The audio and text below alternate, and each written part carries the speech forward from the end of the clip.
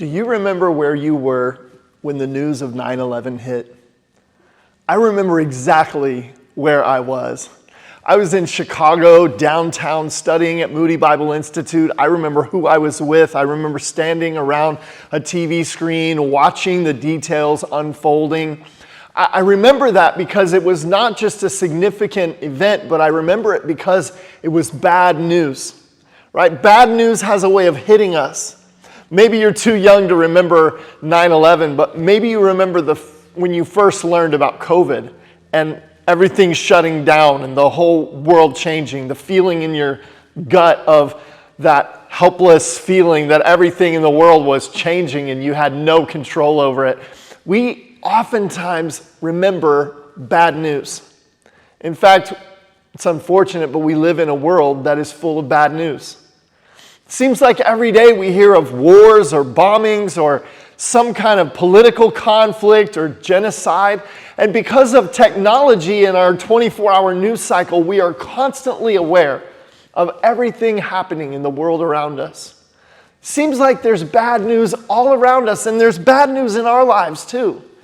We've all received bad news at one point in our life. I mean, maybe it's that phone call from the doctor about our health.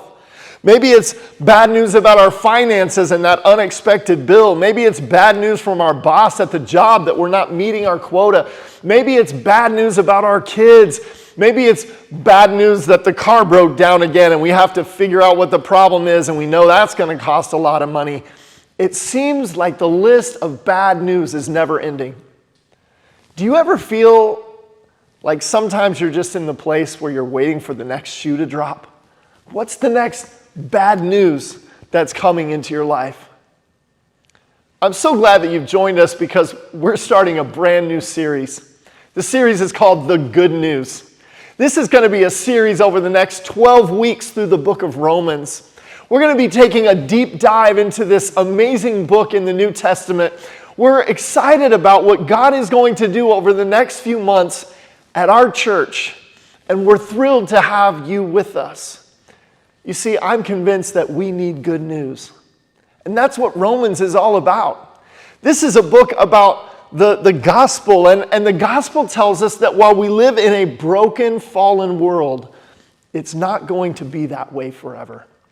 Romans is about God's plan to redeem all things, to make everything new. That includes both you and me, and also the bigger problems in our world. God is going to make them all right again. In Romans chapter 1, there's a significant verse where Paul details the gospel that he's going to unpack through the rest of the chapters of the book. He says, "For I am not ashamed of the gospel, for it is the power of God for salvation to everyone who believes, to the Jew first, and also to the Greek. For in it the righteousness of God is revealed from faith for faith, as it is written, the righteous shall live by faith." Romans is essentially about the good news of the gospel. The word gospel literally means good news. And this is not just something in terms of the gospel that we believe one time in church. Perhaps we walk an aisle or pray a prayer or fill out a card and invite Jesus into our lives for the first time. This might be the first step when it comes to understanding and believing the gospel, but the gospel is a way of life. It's built around truths that we believe, but it's also an invitation to live out these truths in our daily lives. The call of God to his people has always been to live out, to walk the gospel by faith. This is what the book of Romans is about, the gospel lived out in faith. So over the next 12 weeks, we'll be learning important truths about the good news of the gospel. But more importantly, we'll be talking about ways to live these truths out in our everyday lives. I want to encourage you that this is more than just a Sunday teaching series where you show up at church on Sunday to hear a message about Romans. In fact, we want to invite you over the next 12 weeks into a journey. This journey will definitely include Sunday messages in Romans, but we also want you to be in small group each week so that you can hear the small group messages specifically recorded by our mission teaching team, and engage in meaningful conversation around the text, and share personally about how it's impacting your life and how you can live that out. I'm so grateful, in fact, that you've already taken the intentional step to be part of a small group. And I want to encourage you over the next 12 weeks to make that commitment in your calendar to prioritize being part of small group. In addition to small groups, we'll also be doing a daily devotion through the book of Romans during this 12 weeks.